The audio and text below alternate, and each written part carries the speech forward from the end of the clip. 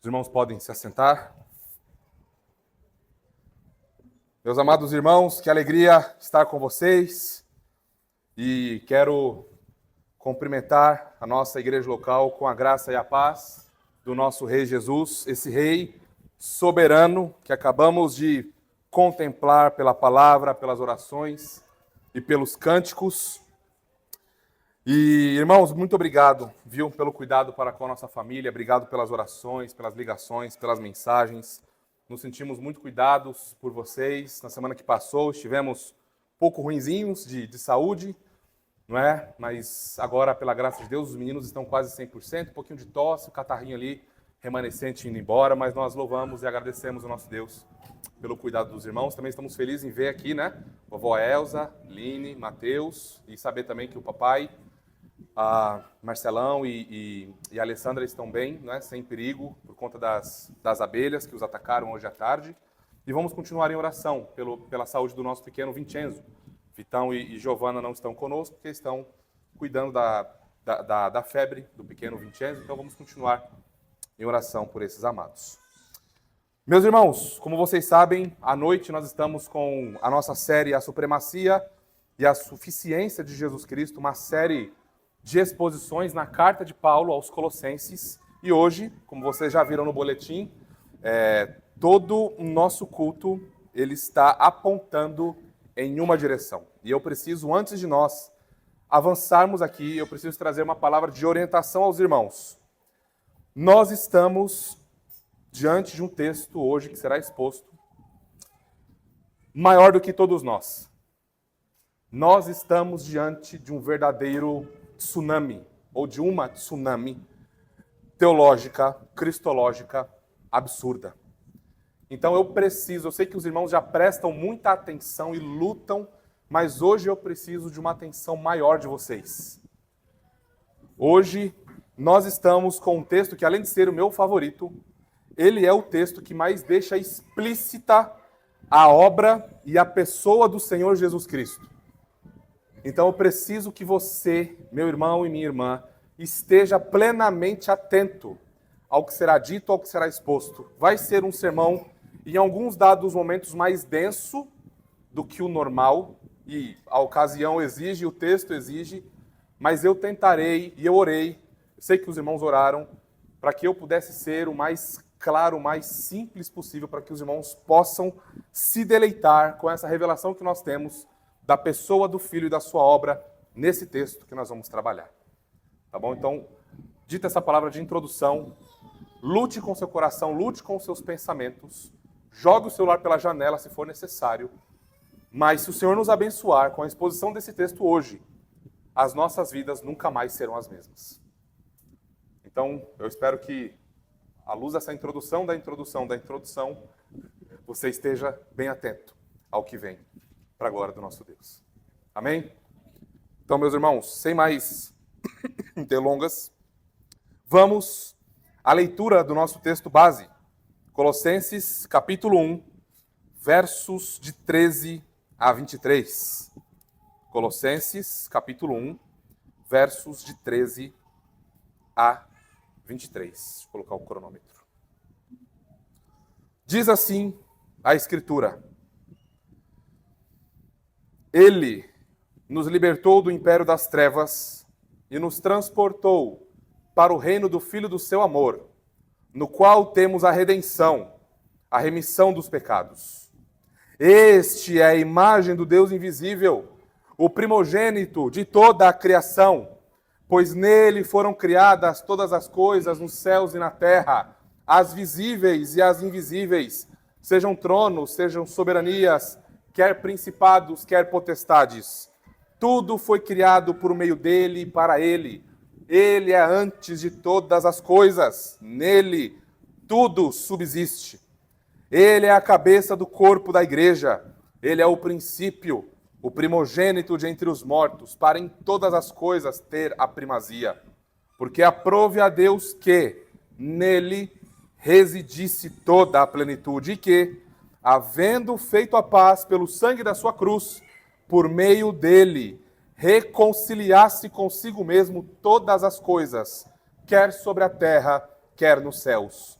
E a vós outros também que, outrora, éreis estranhos e inimigos no entendimento, pelas vossas obras malignas, agora, porém, vos reconciliou no corpo da sua carne, mediante a sua morte, para apresentar-vos perante ele, santos, inculpáveis e irrepreensíveis.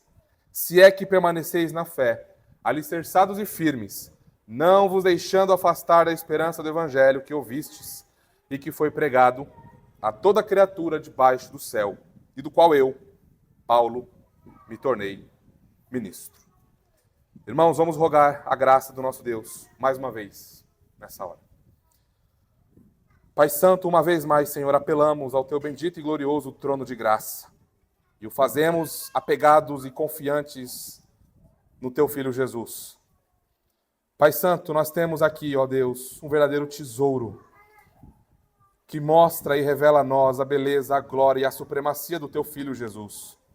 Pai Santo, nós rogamos a Ti que recebamos do Senhor, pelo Teu Espírito, graça iluminadora, graça vivificadora, para que possamos, Senhor, experimentar o Teu Filho Jesus, ter nossas afeições cativadas, ter nossas almas raptadas, ter os nossos joelhos dobrados e uma disposição de alma reverente, Senhor, para conhecê-lo mais e nos entregarmos mais a Ele.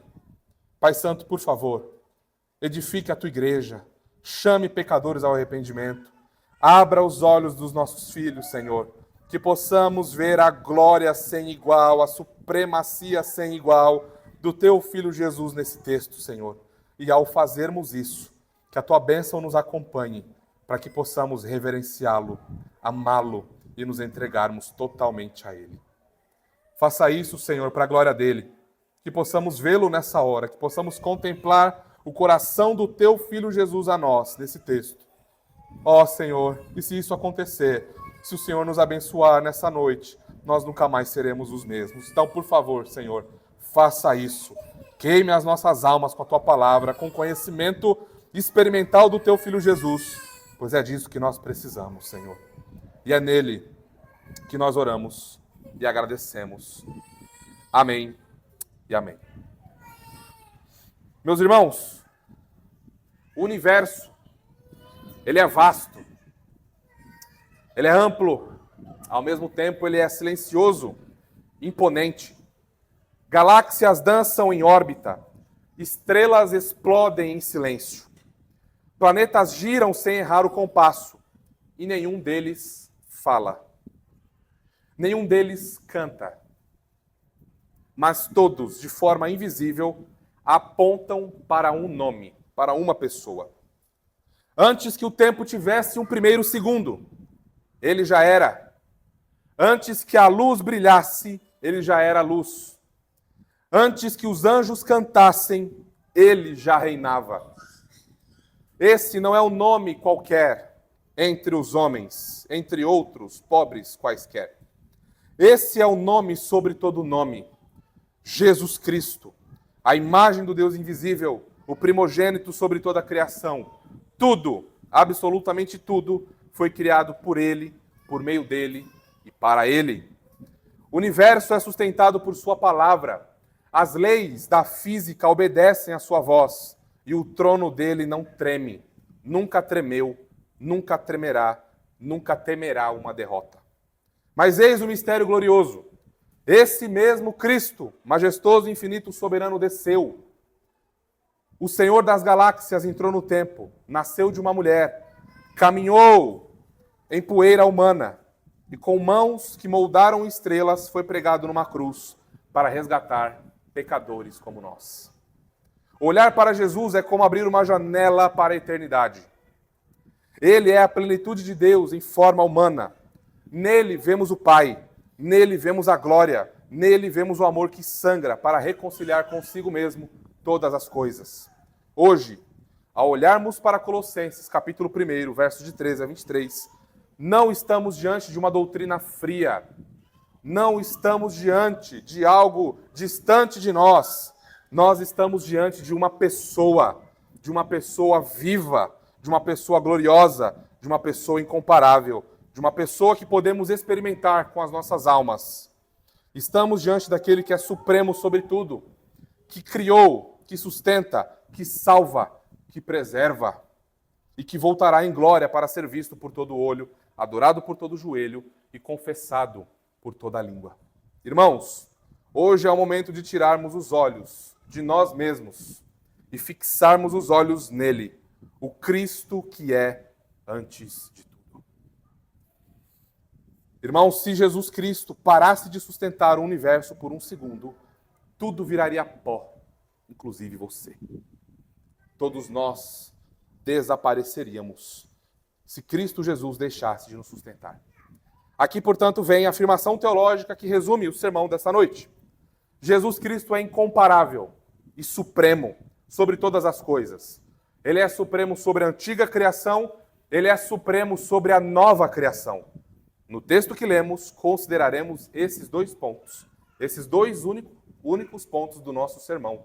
E nós temos diante de nós 10 versículos para expor. Que o Senhor nos ajude.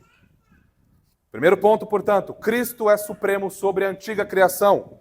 Versos de 15 a 17. Segundo ponto, Cristo é supremo sobre a nova criação.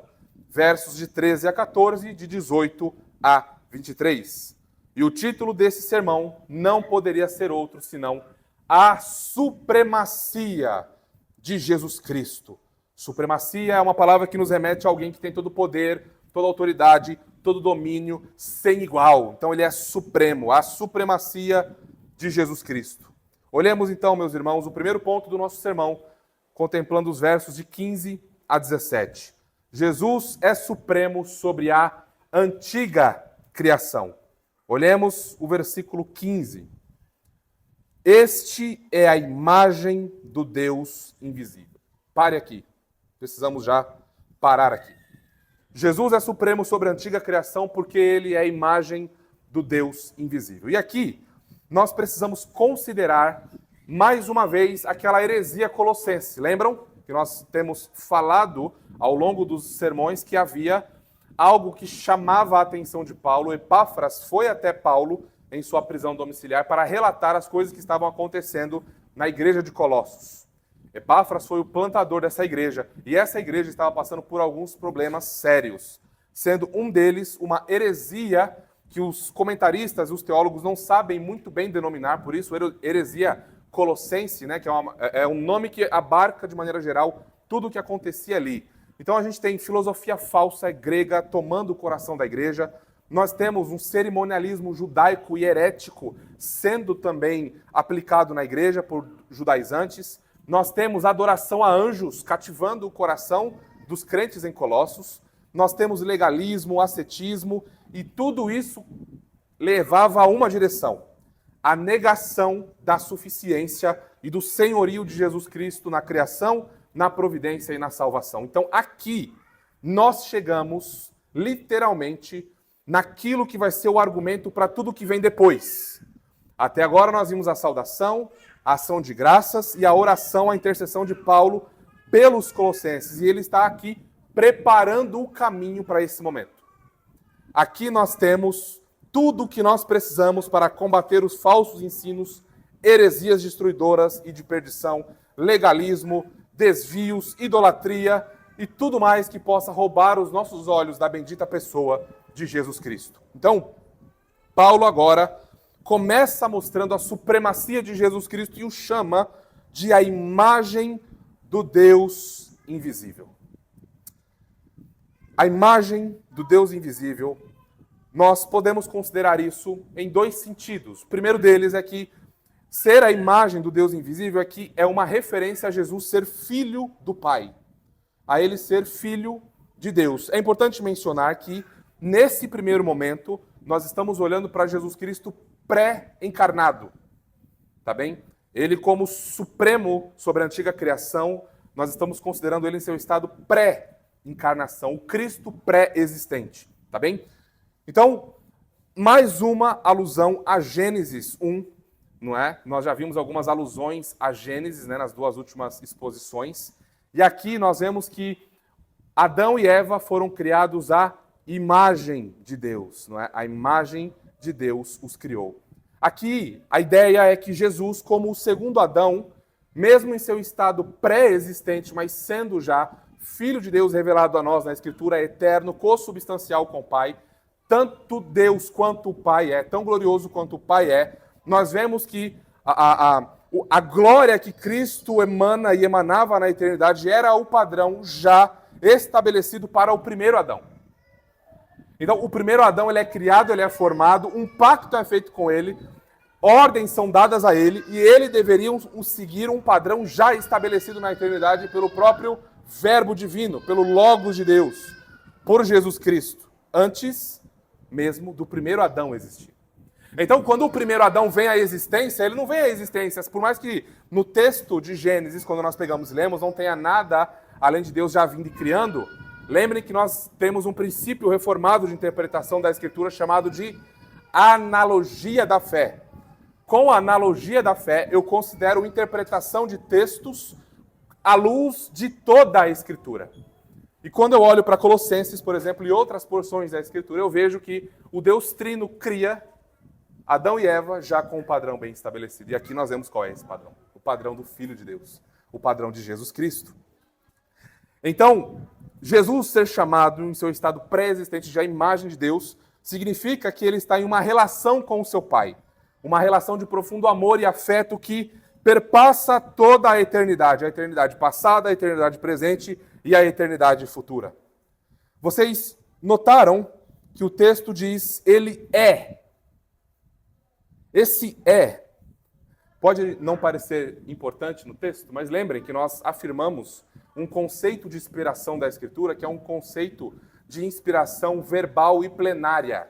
O que isso significa? Significa que cada iota, cada tio, cada letra do texto original é inspirado por Deus.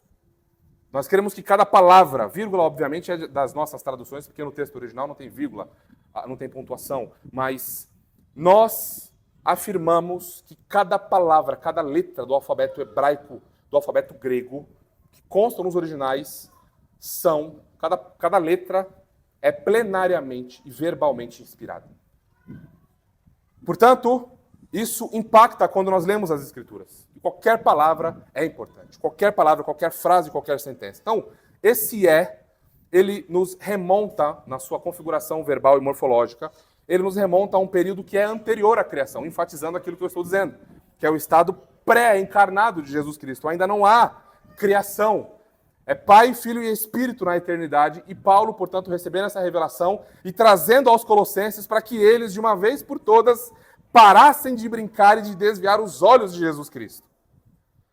Ao mesmo tempo que a imagem do Deus invisível aponta para essa relação filial de pai e filho, ela aponta para esse padrão para toda a humanidade presente na encarnação e exaltação do segundo Adão. Isso significa que quando o Senhor Jesus encarna, ele continua sendo a imagem do Deus invisível, mas agora no período de encarnação. Quando ele encarna, ele traz consigo esse padrão que o primeiro Adão deveria se conformar e que ele falhou. Lembram do primeiro Adão? Quebrou o pacto, quebrou a aliança, virou as costas para Deus, nos jogou. Não é? O primeiro Adão jogou a sua noiva no abismo. O primeiro Adão chutou a sua esposa da escada, enquanto o segundo Adão veio e morreu e ressuscitou e trouxe consigo a sua esposa. E nós estamos nos preparando e nos adornando para esse glorioso e bendito casamento com o segundo Adão, que é o Senhor Jesus Cristo. Um importante teólogo do Novo Testamento, Bill, ele disse o seguinte sobre esse texto. Na sua natureza, desde a eternidade passada, Jesus era a imagem de Deus, espelhando perfeitamente a vida e a natureza do seu Pai. Então está envolvido aqui não só aquilo que alguns teólogos dizem, querendo enfatizar e transportar esse texto para o período de encarnação, como se Jesus fosse visivelmente a glória do Pai. Isso está envolvido no período de encarnação. Por que isso é importante? Porque essa expressão, a imagem do Deus invisível, ela é usada em 3 momentos diferentes, para enfatizar momentos diferentes da pessoa bendita do Redentor. Veja, sobre o Filho ser a imagem de Deus na encarnação. Na encarnação agora, Hebreus 1:3.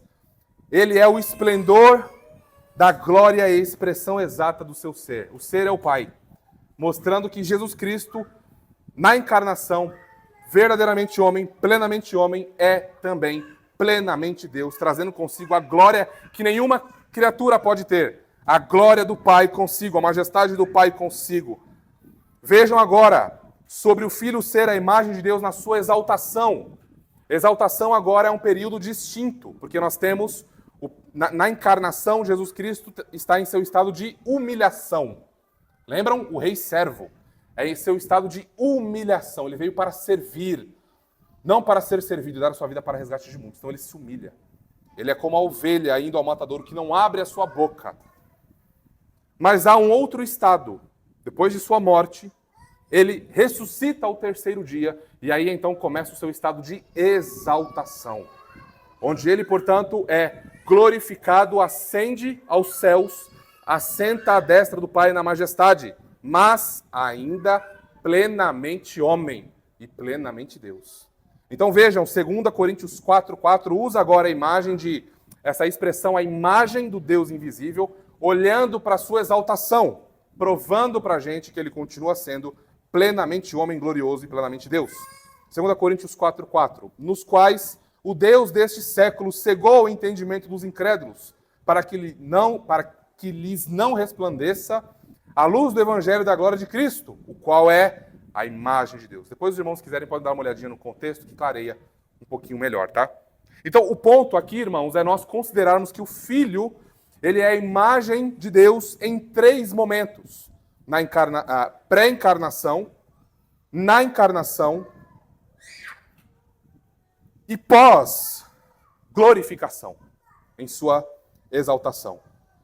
É isso que significa Jesus ser a imagem do Deus invisível, que ele tem esse relacionamento pactual, filial com o Pai sem igual, que ele carrega essa glória sem igual, que criatura nenhuma pode ter, e que ele é o padrão estabelecido na eternidade. Lembrem que o pacto da redenção que Deus faz, que se manifesta no tempo, que é o pacto da graça, a nova aliança, é um pacto eterno, que começa na eternidade. Então, tudo que se configura em questões de criação tem um padrão. Então, o padrão para a humanidade não é o primeiro Adão, mas o segundo Adão, Jesus Cristo. Ele carrega consigo a majestade e a glória do Pai. Nós aprendemos aqui também que ele, por ser a imagem do Deus invisível, ele é o primogênito sobre toda a criação. Ainda aí, no versículo 15. O primogênito sobre toda a criação está, mais uma vez, enfatizando o seu estado pré-encarnação. Prestem muita atenção aqui, porque esse texto, principalmente essa expressão, primogênito de toda a criação, é interpretada por arianos.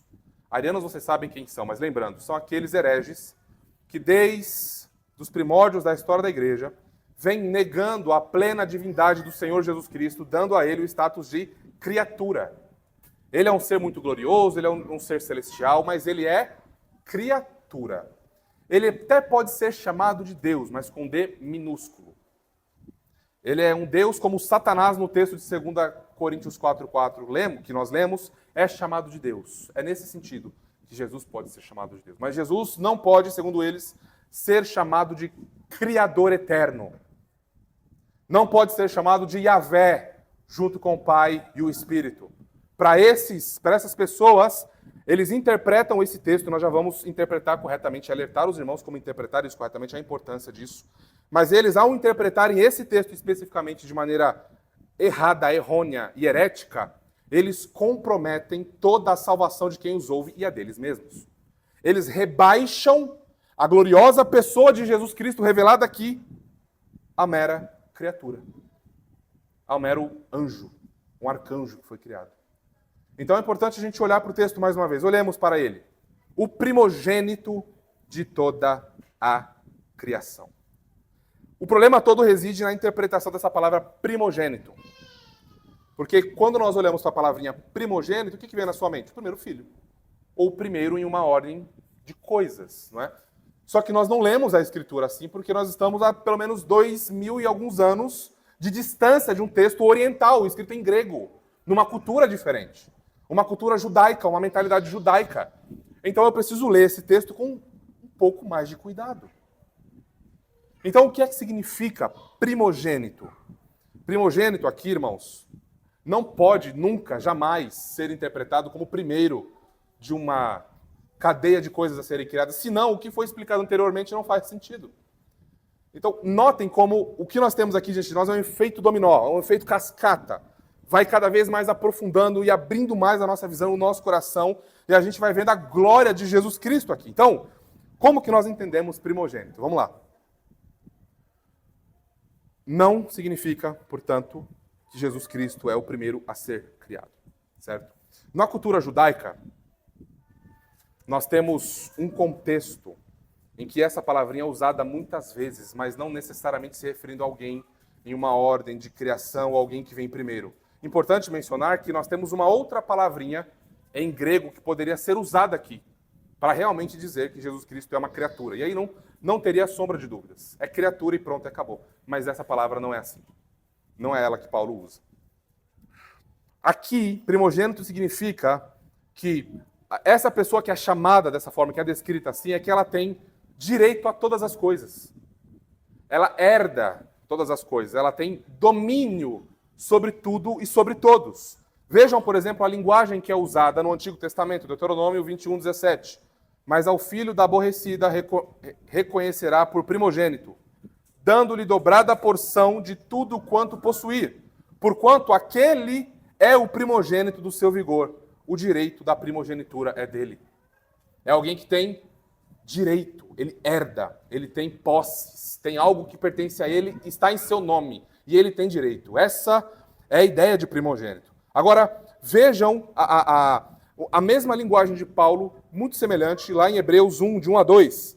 Havendo Deus outrora falado muitas vezes, de muitas maneiras, aos pais pelos profetas, nestes últimos dias nos falou pelo Filho, a quem constituiu o herdeiro de todas as coisas, pelo qual também fez o universo. Notem, a mesma linguagem de criação pré-existência. Ele cria, ele é herdeiro, ele é filho. Então, notem, né, Paulo, vocês sabem que a gente acredita que foi Paulo que escreveu Hebreus, né? Então, notem a familiaridade na linguagem, né?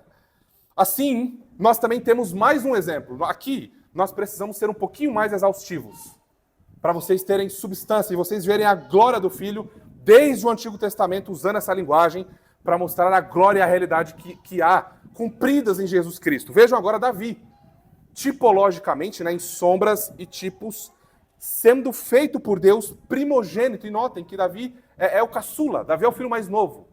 Mas ele é chamado de primogênito e ele aponta para uma glória sem igual que se cumpre no ministério de Jesus Cristo. Vejam, Deus o faz primogênito e ele herda, Davi, uma posição mais elevada do que todos os reis do seu tempo.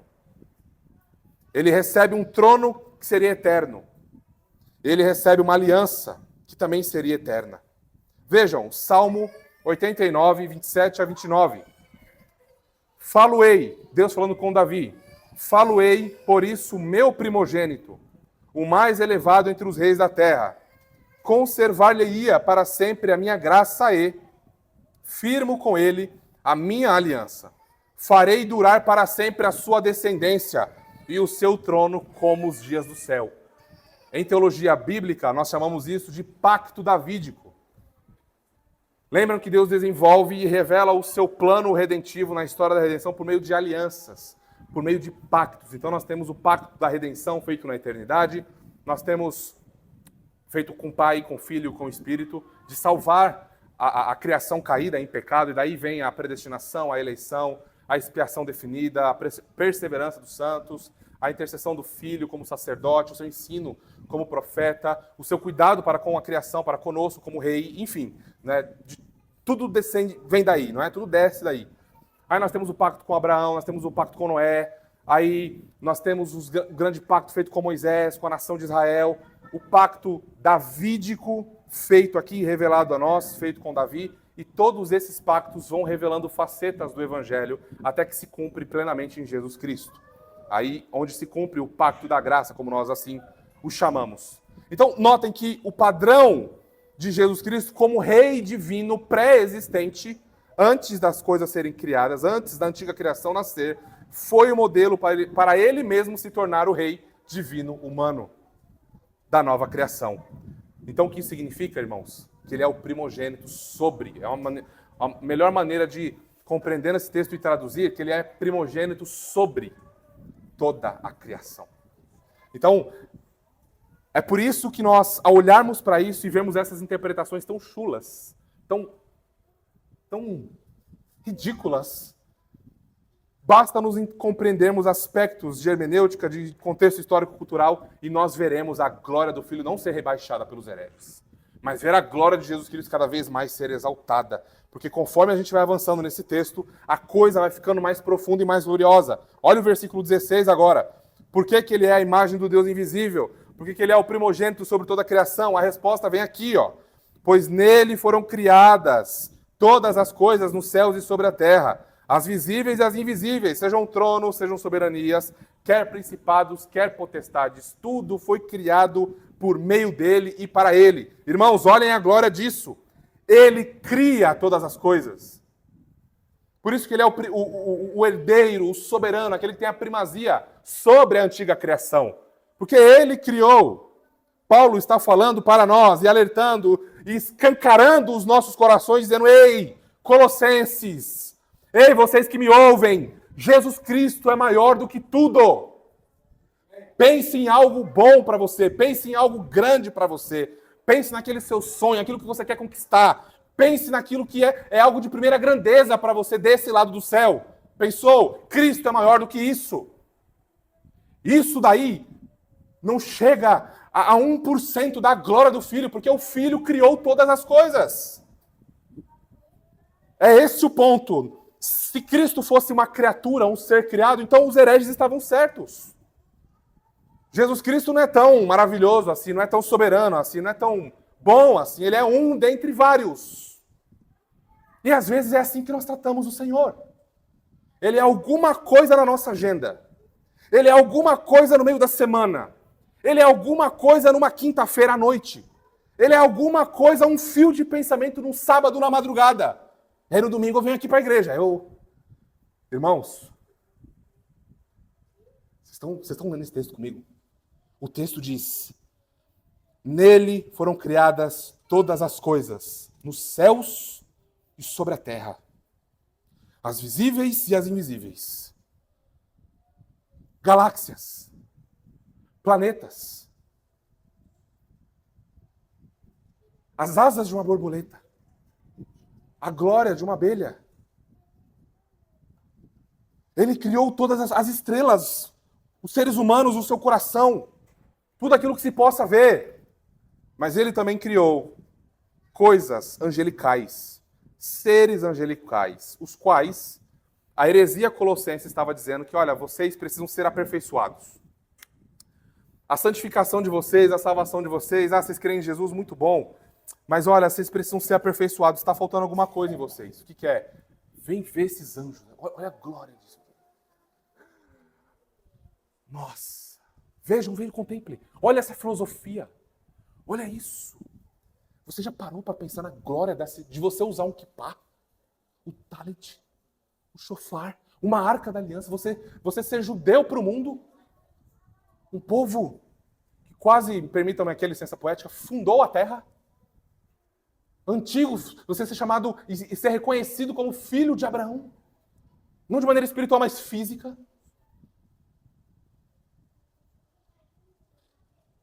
Então, esses falsos mestres estavam querendo e estavam tendo algum tipo de sucesso em roubar a atenção dos cristãos do primeiro século. Isso acontece ao longo dos anos. Isso acontece com a gente. Tirar os olhos de Jesus Cristo. E aí, então, quando nós tiramos os olhos de Jesus Cristo, nós ficamos, tronos, soberanias, poderes, autoridades. Essa hierarquia angelical, gloriosa, nossa! Eles intercedem por nós, os santos, as imagens, Maria, a corredentora. Nossa, esse sistema doutrinário, esse sistema filosófico. Estão vendo o que acontece? Nós ficamos maravilhados com coisas criadas.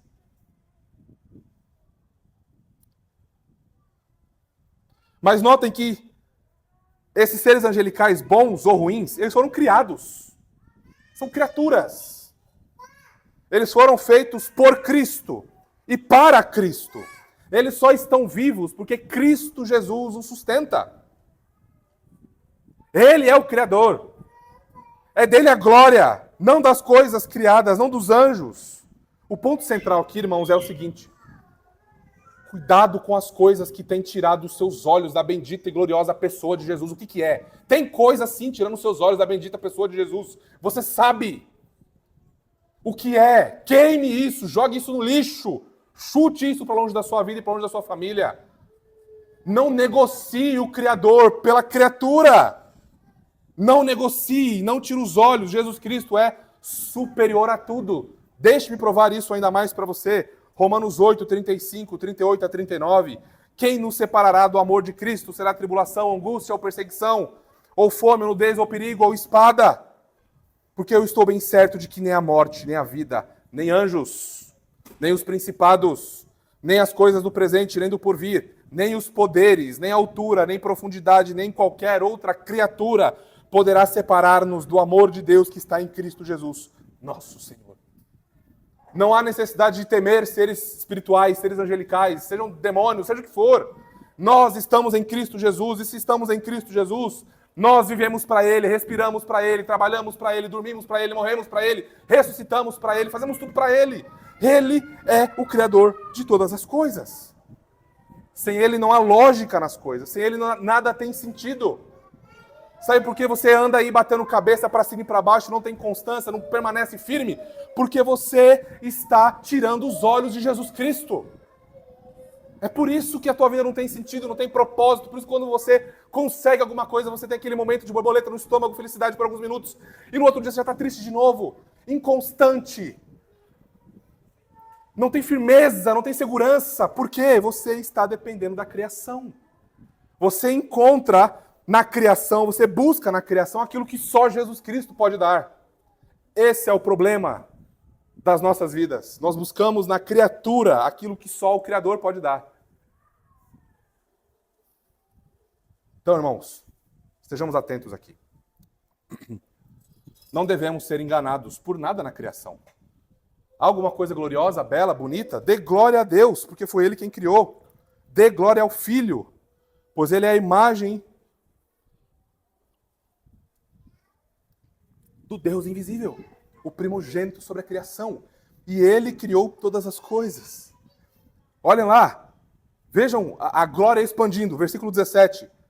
Ele é antes de todas as coisas, nele tudo subsiste. Se Ele é criado, Ele é antes dele mesmo. Não é porque ele é primeiro a criar, depois cria as outras coisas? Não, Ele é eterno, Ele é antes de todas as coisas, são todas as coisas. Lembrem, da antiga criação, da velha criação. Então Ele só pode ser eterno. Por Ele ser eterno faz sentido, então, tudo nele encontrar ordem. Tudo fora dele, nada foi feito para estar fora de Jesus Cristo. Nada foi feito para estar fora. Tudo acontece porque está em Jesus Cristo. Esse é um atributo incomunicável. Nós estudamos já, não é, o ser de Deus na nossa classe de novos membros e vimos que há atributos que o Senhor, Trino Deus, comunica com a sua criação e há atributos que, se bem que em sentido absoluto, toda a perfeição divina é incomunicável. Ninguém sabe como Deus sabe, não é? E a ciência é derivada dele. Ninguém ama como Ele ama. O amor vem dele, não é? Mas nós vimos que há perfeições divinas que nós, como imagem e semelhança de Deus, carregamos. Mas a eternidade nós não carregamos. Nenhum aspecto da criação é eterno. Criação passa a existir. E aqui nós lemos que Jesus Cristo é antes de todas as coisas. Portanto, faz sentido quando nós lemos Ele ser chamado de Alfa e Ômega. O primeiro e último, o princípio e o fim, Apocalipse 22, 13. Aí faz sentido nós olharmos para Ele como verbo de Deus, como aquele que estava com Deus no princípio, antes de todas as coisas. João 1, capítulo 1, versículo 1. A sua beleza de estar no seio do Pai, João 1, verso 12. E assim, sucessivamente. Há aqui um profundo contraste entre a glória de Cristo, mais uma vez, meus irmãos, e a glória das coisas que são criadas. As coisas precisam estar em seus devidos lugares. Jesus é mais excelente do que os anjos, que são criaturas temporais e foram criadas. Ele é mais excelente do que o teu casamento, do que os teus filhos. Ele é mais excelente do que o teu trabalho. Ele é mais excelente do que todas as coisas que você possa imaginar. Ele sustenta todas as coisas. E a gente lê aqui que nele tudo subsiste. Aqui a ideia é que é Jesus Cristo quem mantém as coisas organizadas. Ele quem mantém as coisas de pé. Nele tudo subsistir tem esse sentido. Se não fosse a bendita pessoa do Filho sustentar todas as coisas, nada existiria. É Ele quem sustenta e mantém esse cosmos organizado para que a gente possa respirar, por exemplo. Para que o seu coração possa bater nos próximos segundos, por exemplo. Para que todos os seus órgãos funcionem adequadamente. Para vocês estarem aqui, ouvindo esse sermão. Isso é importante porque no primeiro século a gente tinha algumas religiões e filosofias que atribuíam a ordem e o sustento do universo, por exemplo, a Zeus, não é? O grande líder do panteão da mitologia grega. Outros diziam que era o Logos, a lógica que coordenava e sustentava o universo. Em nosso tempo não é diferente. Basta a gente abrir qualquer revista e jornal por aí. O que a gente vai ver lá? Pessoas confiando em estrelas, né? Na organização dos astros. Eu já brinquei aqui algumas vezes, deixa eu fazer isso novamente, para quebrar um pouquinho o gelo. Sabe para que horóscopo me é útil? Para saber qual cavaleiro de ouro eu sou, dos cavaleiros do zodíaco. Só para isso que me serve o horóscopo. Eu sou peixes, né? Então eu tô ali do lado do Afrodite e tal, né? Só para isso. Quem é de leão é o Aiória, só. Mas se a gente abre revistas e jornais, a gente vê pessoas confiando nessas coisas. Nos astros. E aqui não é brincadeira, é coisa séria. Eu já vi gente tomando decisão com base em alguma coisa que leu numa revistinha. Mas aí quando você expõe o evangelho e põe a escritura, o que ela diz? Não, isso aí foi escrito por homens. Ora, e a sua revistinha foi escrita por quem? Por uma abelha? Vocês viram que a abelha tá vindo, né? E tá sendo automático, meus irmãos. Eu vou me esforçar, tá bom? Então, vejam, os signos, né? Os seres humanos, você é o dono do seu destino. Você controla o destino da tua alma. Não, irmãos. As Escrituras dizem, Hebreus 1:3, o Filho é o esplendor da glória de Deus, é a expressão exata do seu ser, sustentando todas as coisas por sua palavra poderosa. E sustentar aqui é importante, é manter as coisas que estão sendo cuidadas em um estado inalterado, de fazer durar, de fazer permanecer. Exemplo, se algum de vocês vier aqui tentar pegar alguma coisa nessa mesa, vai ser difícil, porque eu estou aqui, eu protegerei essa mesa. E essa mesa ficará organizada enquanto eu estiver aqui. É mais ou menos isso, só para ilustrar para vocês. Ele tem todo o poder para fazer isso. Ele tem tudo que é necessário para fazer isso, para que esse cosmos não seja um caos e não vire uma bagunça. De maneira prática, irmãos. De maneira prática. Você só está vivo até hoje. Você nasceu, veio à existência, porque Jesus Cristo sustentou a tua árvore genealógica até aqui. Não foram as riquezas, não foram as benesses da vida, não foi o bom emprego do teu pai, não foi. Foi a bendita pessoa de Jesus Cristo. Deixa eu ilustrar isso para vocês. Imagine um colar de pérolas, bem precioso, aquele colarzão assim com as pérolas bem grandes. Imagine esse colar. As pérolas estão perfeitamente ajustáveis, não é? E alinhadas, formando algo belo, valioso, brilhante, caro. Mas o que mantém essas pérolas unidas? Não são as pérolas. Há um fio invisível. Há um fio que quase é imperceptível aos olhos, sustentando essas pérolas, formando esse belo e maravilhoso colar. Da mesma forma, assim é Jesus Cristo. Nós não conseguimos ver com os olhos humanos, mas com os olhos da fé. Nós conseguimos perceber. Jesus Cristo é como esse fio que coordena, que sustenta, que mantém essa organização nesse colar de pérolas. Irmãos, cada estrela do universo é sustentada por Ele. O seu coração cansado também é sustentado por Ele. Talvez você possa olhar para esse colar de pérolas e ver tudo desorganizado. Ver faltando peças, ver tudo solto, tudo isolado. Tudo parece estar fora do lugar. Seu casamento parece estar fora do lugar. suas emoções parecem estar fora do lugar, as finanças estão fora do lugar, mas eu tenho uma boa notícia. Não são as pérolas fora do lugar que sustentam as pérolas. É o fio invisível. Portanto, é Jesus Cristo que sustenta todas as coisas. É Ele quem está sustentando o teu casamento. É Ele quem está sustentando as tuas emoções. É Ele quem está sustentando as tuas finanças. Por que eu estou dizendo isso? Tire os olhos por um breve momento da criação. Tire os olhos por um breve momento dos problemas. E olhe para aquele que realmente tem a solução para todas as coisas. Aquele que realmente tem o poder para resolver todas as coisas. Aquele que tem o poder para organizar esse colar desajustado da sua vida e das áreas da sua vida. É Jesus Cristo. E somente Ele. E nada mais além dele. Eu não estou dizendo que os problemas não são importantes. São. Tá? Mas nós precisamos colocar as coisas em seus devidos lugares. E organizar. Senão a gente se desespera. Senão a gente se perde no meio do caminho. Senão a gente esquece de olhar para aquilo que realmente importa. E Jesus Cristo, portanto, é o único que merece todo o louvor por sustentar todas as coisas por sua palavra poderosa. Segundo ponto do nosso sermão, a supremacia de Jesus Cristo é o título deste sermão. E nós estamos vendo que Jesus Cristo é incomparável.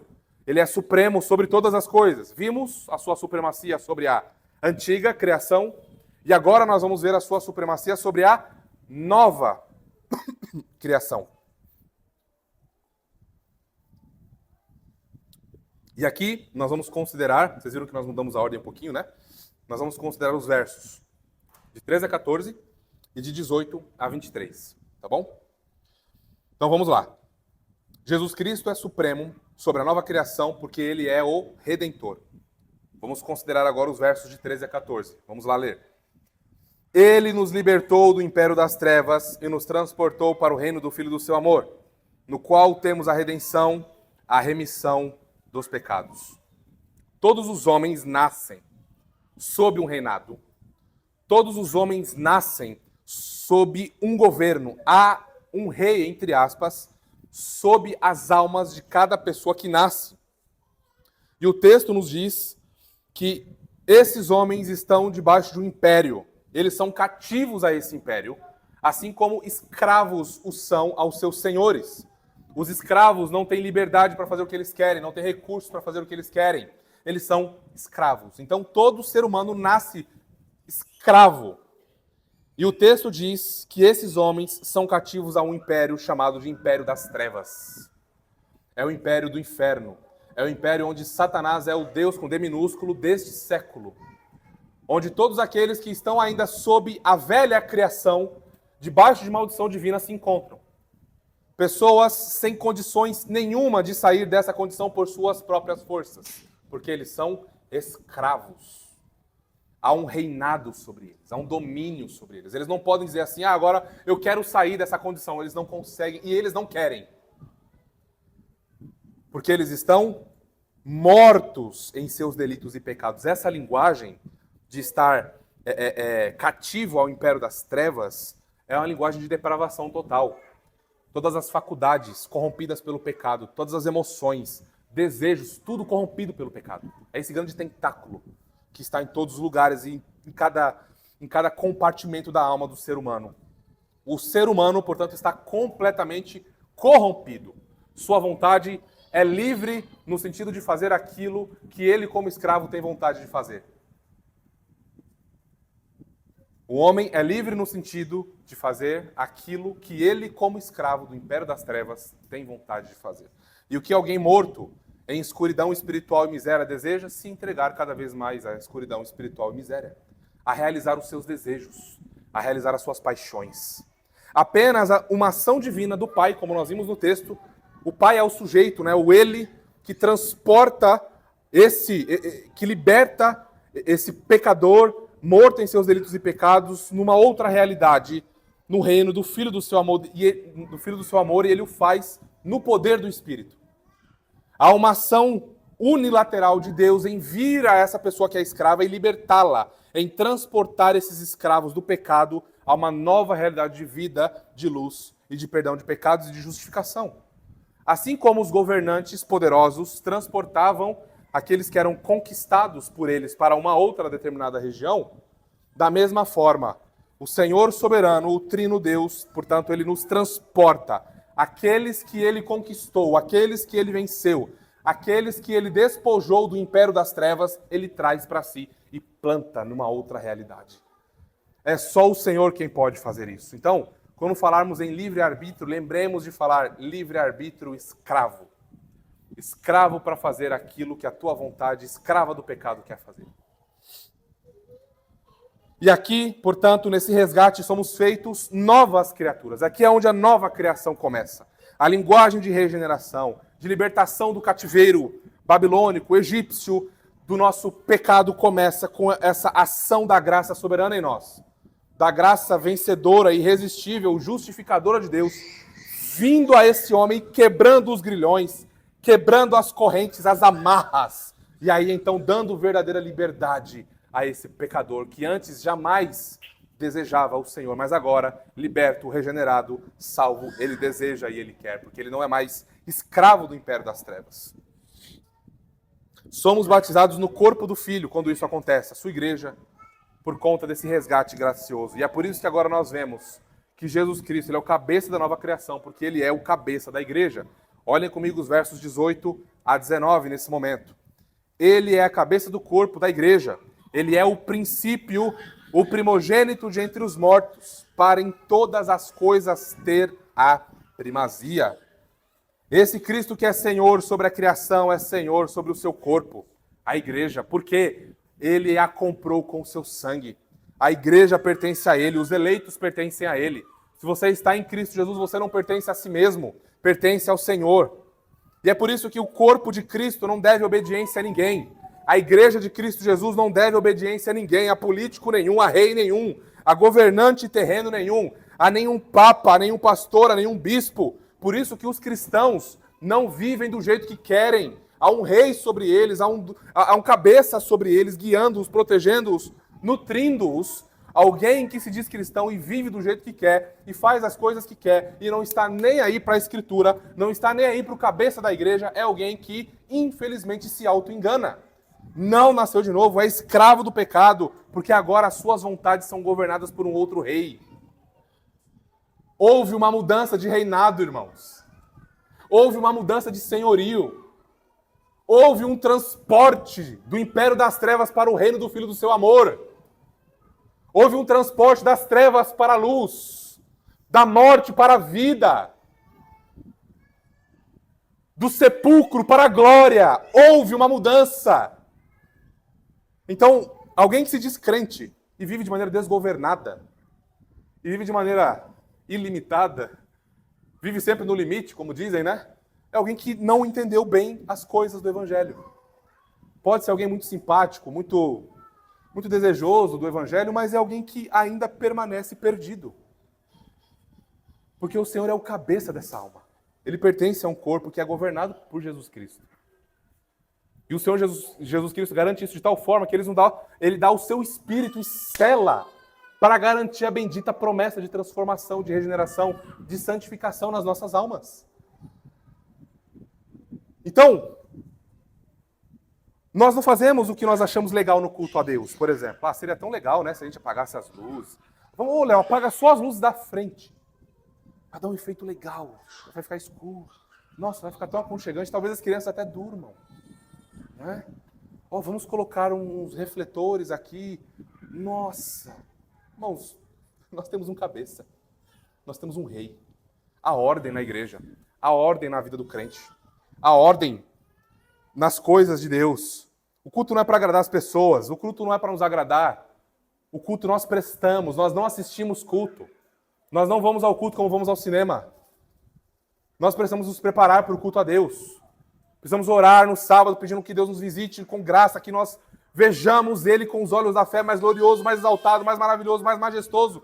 Ver mais graça, mais disposição dEle em nos receber. Nós precisamos varrer do nosso meio esse ateísmo prático.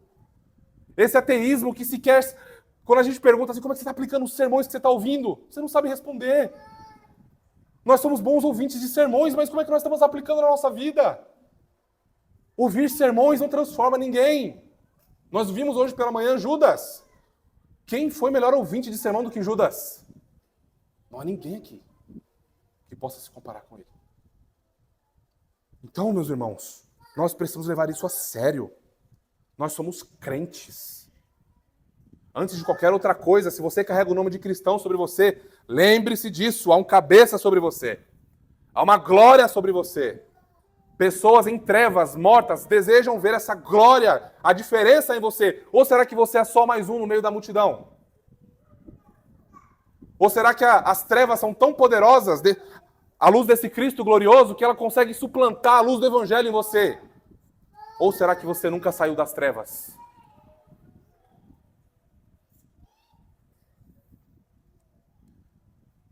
Cristo é o cabeça da igreja, ele guia, nutre, protege e ama. Daqui nós temos um fundamento da reforma que nós sempre lembramos dos irmãos: solos Christus. Somente Cristo Jesus é o mediador entre Deus e os homens. Somente Cristo Jesus é o cabeça da igreja. Somente Ele é o Senhor. Ele é o soberano, Ele é o supremo. Nós nos prostramos a Ele. É somente Ele, irmãos. É somente Cristo Jesus. Ele, por meio de sua palavra, é quem dita como as coisas devem acontecer na igreja. Os ministros do Evangelho são meros serviçais. Para usar uma configuração bíblica que alguns não gostam, somos servos inúteis. Fazemos apenas o que devemos fazer. E glória a Deus por isso, por nos dar condições de fazer o que devemos fazer. Porque sem Ele nós nada podemos fazer. Sem Ele o sol da justiça nunca raiaria nas nossas almas. Nós nunca veríamos a beleza do Evangelho. Nunca teria perdão de pecados e justificação. E se Ele nos condenasse ao inferno eterno, Ele continuaria sendo totalmente amoroso, totalmente bondoso, totalmente justo. Se Ele destruísse tudo por causa da nossa desgraça, louvado seja o nome dEle. Se Ele arrancasse a minha vida, me destruísse por causa do meu pecado, era o que eu merecia. Era o que e se Ele me fulminasse, me destruísse para que eu não mais existisse, isso ainda seria graça.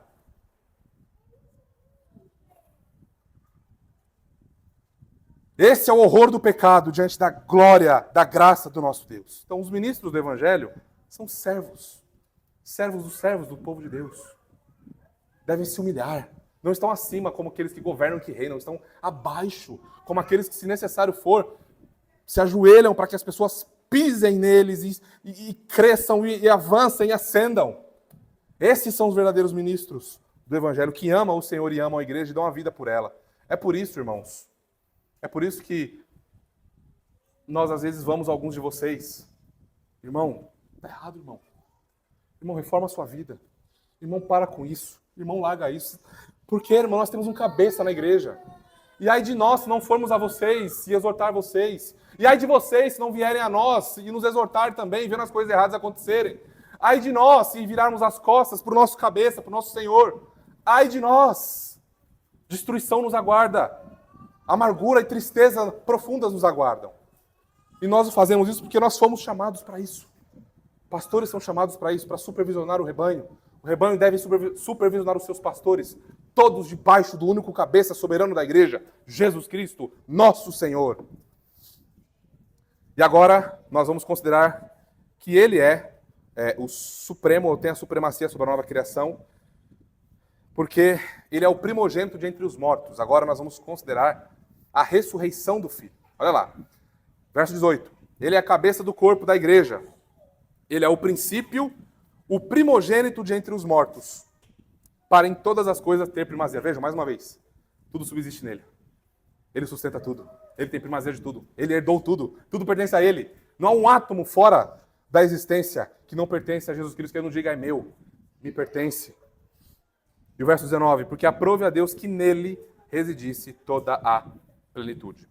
Essa linguagem de Ele é o princípio, o primogênito de entre os mortos, nos faz pensar na ressurreição. Ele é o primeiro a ressuscitar. Ele é as primícias dos que morreram.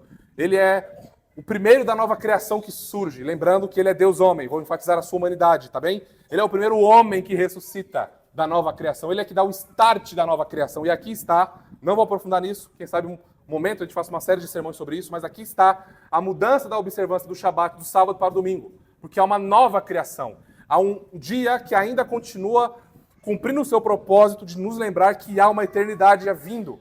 há um descanso eterno no Senhor que já desfrutamos agora, mas ainda esperamos. É um já e o ainda não. E o domingo agora cumpre essa finalidade, porque quando muda-se o sacerdócio, muda-se a lei.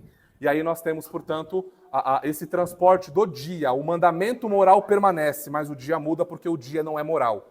Tá bem? Agora deixa eu fechar essa notinha aqui, que a gente vai voltar disso lá em Colossenses capítulo 2. Então Jesus Cristo, ele ressuscita. Primeiro da nova criação. Portanto, ele tem total autoridade e domínio. A ressurreição confirma verdadeiramente que ele é Deus, que o Pai cumpriu as suas promessas de fazer nele residir toda a plenitude. Ele é, portanto, o segundo Adão. Ele é aquilo que nós chamamos de o Israel corporativo. É em Jesus Cristo que todas as bênçãos pactuais se encontram. É em Jesus Cristo que nós, portanto, somos herdeiros das promessas. Há uma terra celestial nos esperando. Nós já entramos na Nova Jerusalém. Nós temos um grande rei, nós temos um grande sacerdote, nós temos um grande profeta, nós temos um cabeça da nossa igreja que cumpre todas essas expectativas escatológicas que eram aguardadas e alguns que ainda não creem no Senhor aguardam. Né?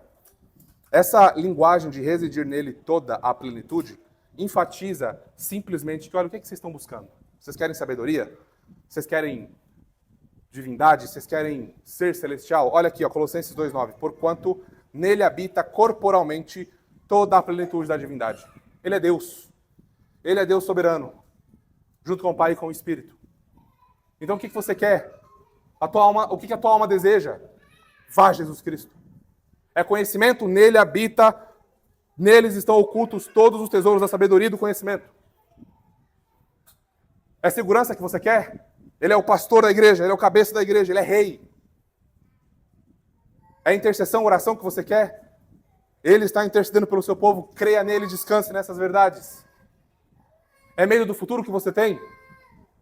Nós temos a mesa do Senhor lembrando do glorioso pacto que nos justifica e perdoa todos os nossos pecados.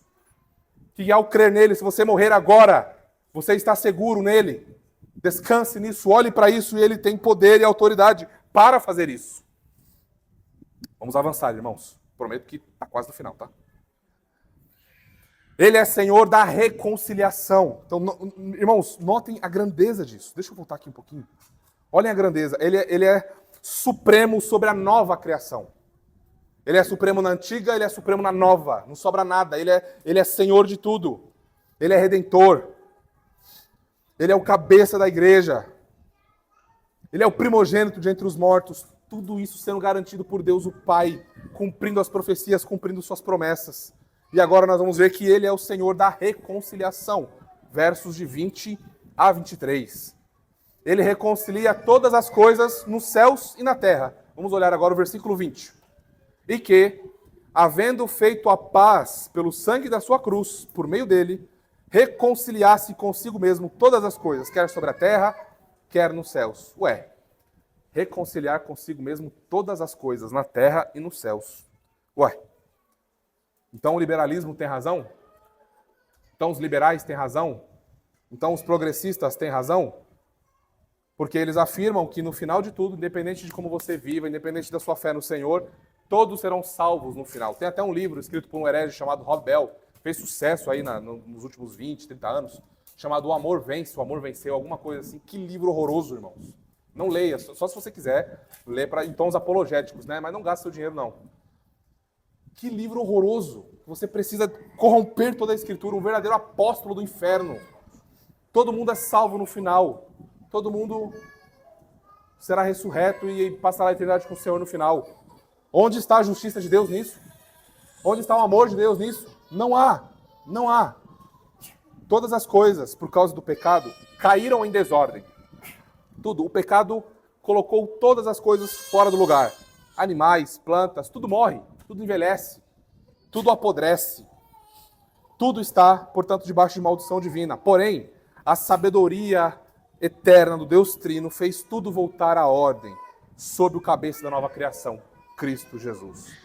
Notem, somente aquele que criou todas as coisas nos céus e na terra tem poder e condições de reconciliar todas as coisas corrompidas nos céus e na terra. E é só o Senhor Jesus Cristo que tem poder para fazer isso. Verso 16, ele criou todas as coisas nos céus e na terra. Verso 20, ele reconciliou todas as coisas nos céus e na terra. Mas o que é que significa isso?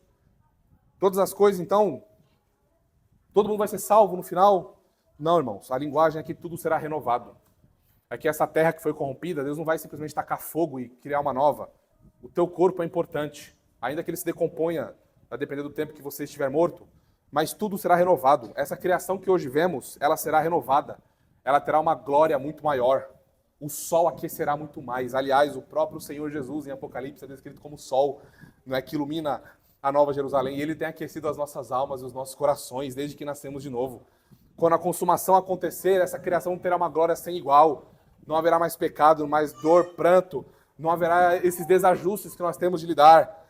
E nós aguardamos novo céu e nova terra em sua totalidade, irmãos. E sabe onde nós vemos a reconciliação acontecendo? Na igreja local. No chão da igreja local, nós vemos pecadores sendo reconciliados com Deus. Nós vemos pecadores sendo libertos do império das trevas. Nós vemos Deus dando graça, um milagre maravilhoso em recriar algo corrompido. Ele não está criando do nada, ele tem uma massa corrompida, ele refaz, ele traz vida, ele ressuscita, ele sopra a vida nesses ossos secos e você passa a respirar para a glória de Deus. Nós vemos isso no chão da igreja. Nós vemos irmãos quando brigam, quando se conflitam.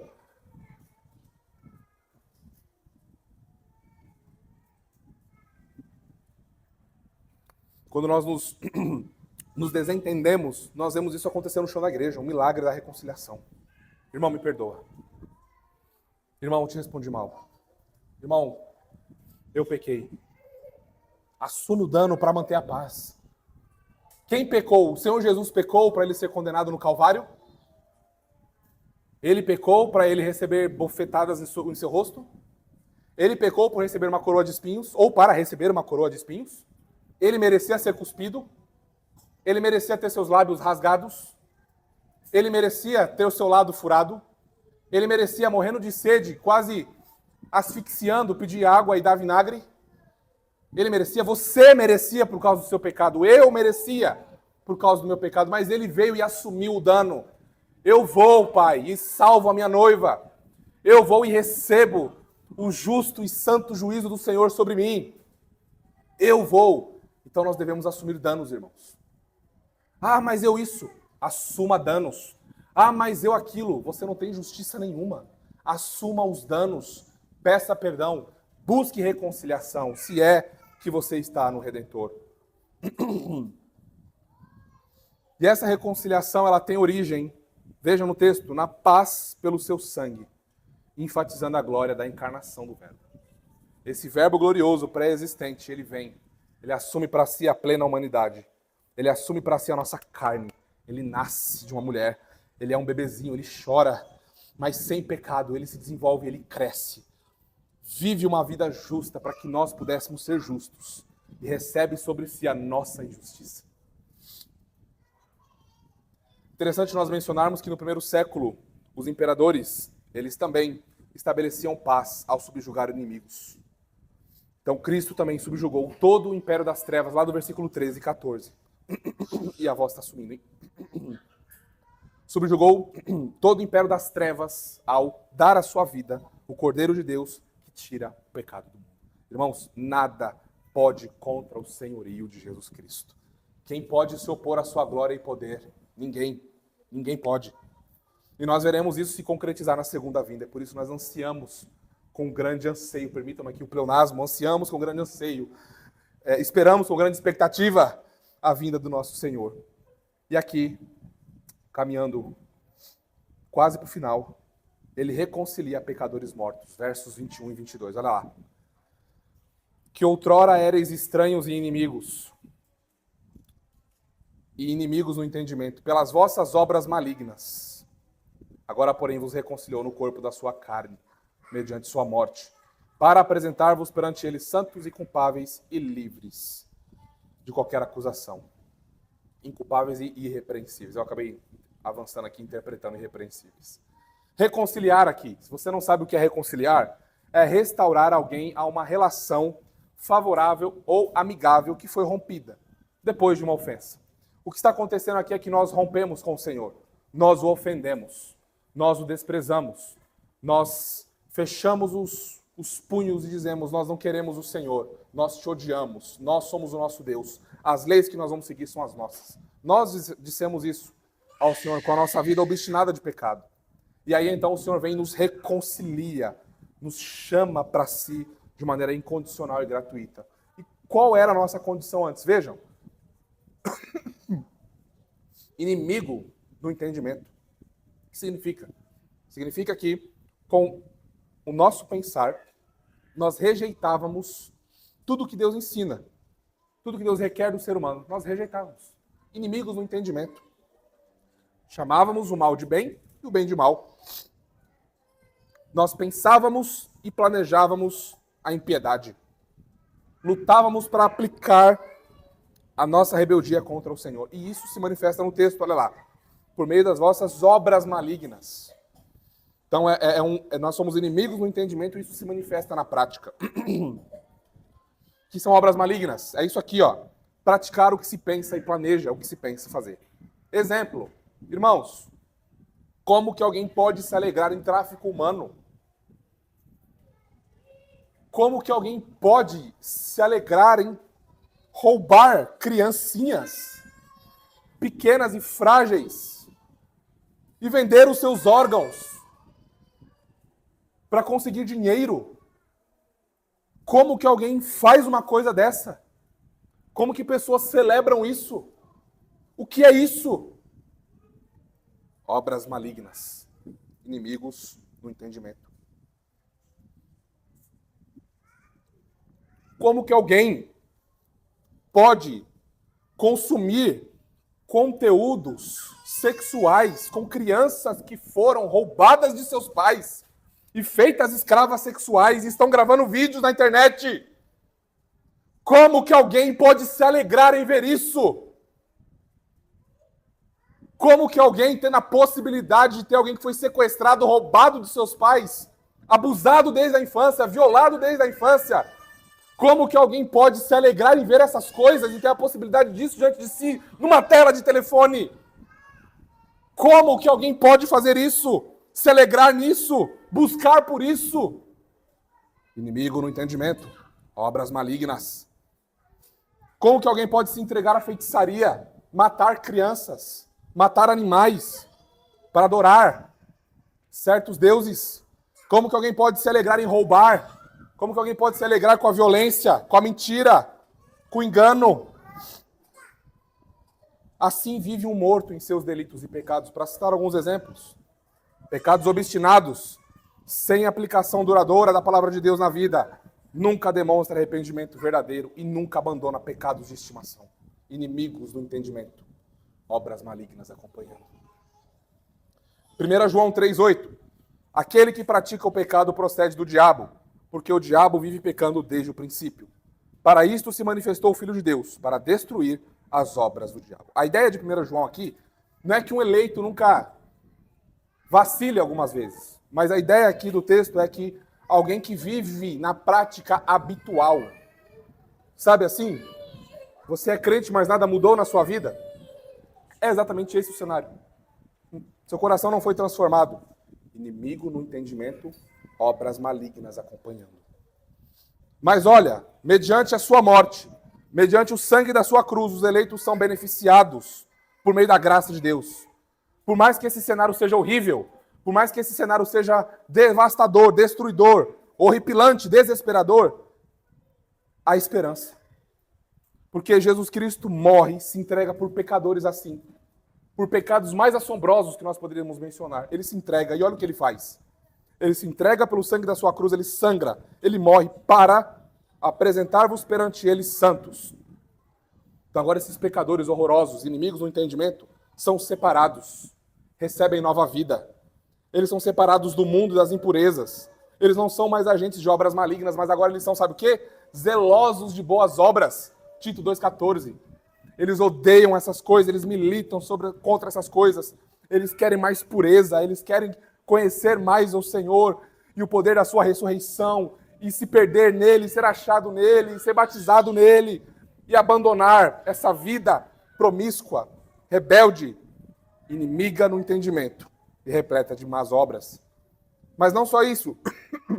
Eles são chamados no texto ali, ó, de inculpáveis. Sabe o que significa? Sem defeito físico ou moral. Justificação. Esses pecadores agora em Jesus Cristo não tem mais nada que os desqualifique para entrar na presença de Deus. Eles são puros. Por causa da justiça de Jesus Cristo. A pureza de Jesus Cristo é dada a você, pecador. É dada a mim, pecador.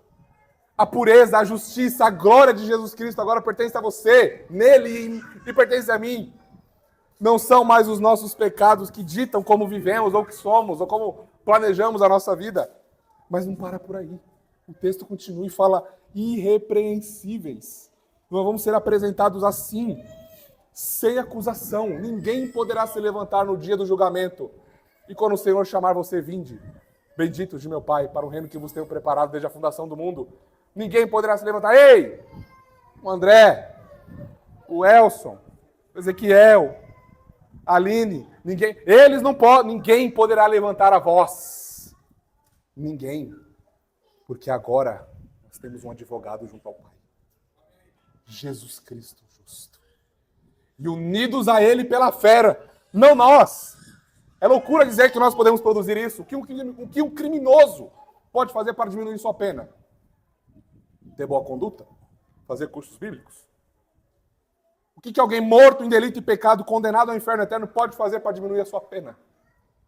Nada. Absolutamente nada. Por isso que o puritano Isaac Ambrose disse: é o sangue de Cristo que rasga o véu e abre o caminho para o lugar santíssimo, ou seja, para o reino dos céus. Sem esse sangue não há acesso algum a Deus. É apenas pelo sangue de Cristo que o céu está aberto às nossas orações e aberto para nós. Esse sangue é a chave que abre o céu e deixa entrar as almas dos redimidos nele. É esse precioso e bendito sangue de Cristo, irmãos, que abre os céus para nós, que rasga as nossas almas. É esse glorioso, essa gloriosa obra, esse bendito Redentor que nos dá esperança verdadeira, que dá propósito a tudo, que coloca as coisas no lugar, que aquece o coração frio, que traz esperança ao desesperado. É Ele, irmãos, é Ele, nós precisamos dele, de mais ninguém, é dele que nós precisamos. E por fim, Ele sustenta os que foram reconciliados. Verso 23.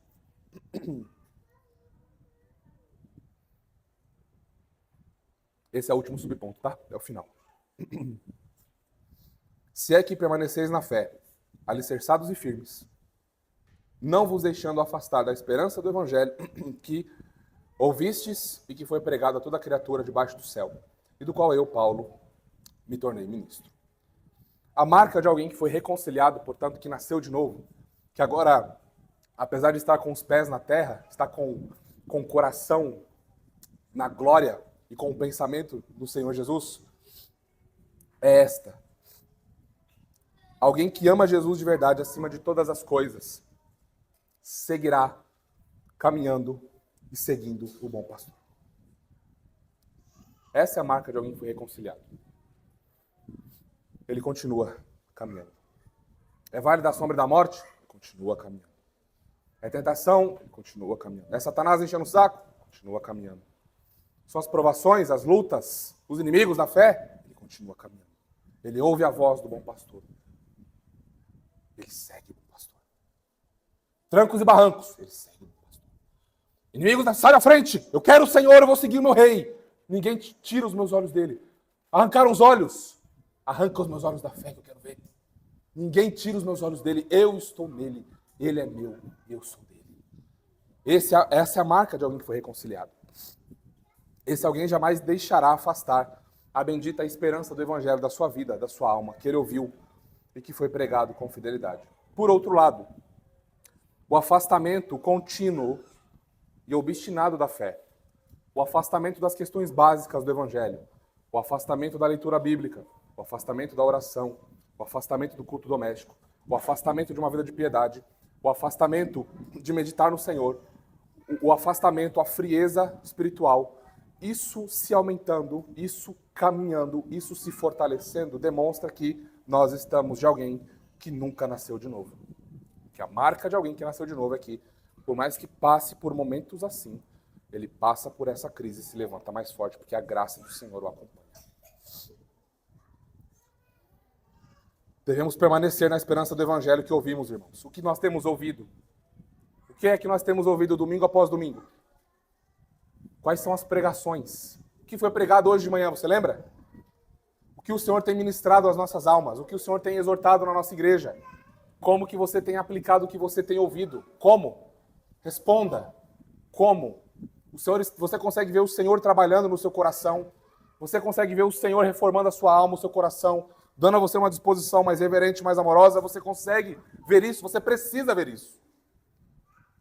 Você precisa ver isso. Você precisa ter respostas a essas perguntas que são bem específicas. Considerações finais. Viu? Não foi hoje que eu preguei 2 horas. Eu pensei que seria, mas não, vai chegar um dia. Nós consideramos, irmãos, nesse texto, a supremacia de Jesus Cristo. Ele é supremo sobre a antiga criação e sobre a nova criação. Conhecer Jesus Cristo, sua supremacia, sua glória, sua obra, é o melhor antídoto contra o falso ensino. Nós não precisamos ler todas as heresias do mundo. Não precisamos ler todos os livros sobre todas as religiões do mundo para refutar. O que nós precisamos é de um conhecimento sólido do Evangelho, sólido de Jesus Cristo, de sua obra. E aí, então, estaremos aptos para lutar contra o falso ensino, lutar contra a apatia nas nossas almas, lutar contra o medo, contra a ansiedade, contra a tristeza e contra o pecado, ou contra qualquer outra coisa que se levantar contra nós. E aqui, irmãos, nós precisamos nos examinar nessa hora. Pergunte a si mesmo. Essa pergunta para você fazer para você mesmo. Jesus é, para a minha alma, toda a felicidade do mundo. Ele é o sol que aquece o meu coração. Ele é o médico que me cura a alma. Ele é o amigo que me consola. Ele é a arca que me protege. Ele é essas coisas na sua alma. Ele é isso para você. Porque se ele não for, nós somos os mais tristes dos homens e as mais tristes das mulheres. Essa é uma notícia ruim, mas tem uma boa notícia. Que pelo seu sangue vertido na cruz, ele salva pecadores. Ele perdoa pecadores. E através da sua ressurreição gloriosa, ele justifica gratuitamente pecadores. Então, a convocação que fica para nós é: você está perdido em trevas? Jesus Cristo é a luz. Você está na luz. Jesus Cristo é o cabeça da igreja. Então, a convocação para todos nós é: vamos a Jesus. Nos entreguemos totalmente ao nosso Redentor. Experimentemos Ele em nossas almas. Para que nós possamos verdadeiramente viver para a sua glória. Amém, irmãos? Vamos orar. Pai Santo, louvado seja o Teu nome por tamanha glória que contemplamos no Teu Filho Jesus, nosso Rei. Ó, bendito Jesus, o Senhor é incomparável, majestoso, belo, glorioso e supremo sobre tudo e sobre todos. A Ti nós nos prostramos. Quem somos nós para sermos salvos pelo Senhor? Quem somos nós para chamá-lo de nosso? Quem somos nós para invocarmos o Teu nome? Somos pó, somos vermes, somos nada, Senhor. Totalmente indignos de pronunciarmos o Teu nome, de vermos a Tua glória, de lermos a Tua palavra. Muito obrigado por vir até nós, por nos libertar da escravidão do pecado, por nos comprar, por nos preservar em graça, Senhor. Muito obrigado por nos fazer novas criaturas, participantes do Teu bendito pacto de graça. 1000 vezes obrigado, Senhor. Só podemos dizer: somos do nosso amado e o amado é nosso. Ó Trino Deus, louvado seja o Teu nome para sempre. E nós oramos em Jesus Cristo. Amém e amém.